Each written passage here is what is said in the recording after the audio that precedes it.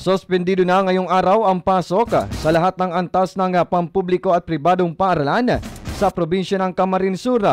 Ito ay sa ipinalabas na Memorandum Order ni Governor Luigi Villafuerte kaninang alas 9 ng umaga dahil sa epekto ng shearline na nagdudulot ng matinding pag-ulan sa Bicol Region.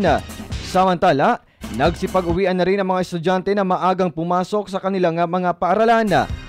Habang pinapayuhan pa rin na ipatupad ang modular distance learning performance test sa Project O makeup classes upang anya patuloy pa rin ang mga estudyante sa pag-aaral.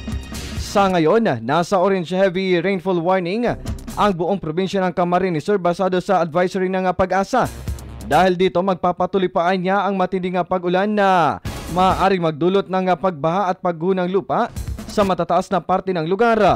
Kaya't pinag-iingat pa rin ang lahat ng individual na huwag na magpumilit na tumawid o dumaan sa mga binabahang lugar upang maiwasan ang anumang insidente.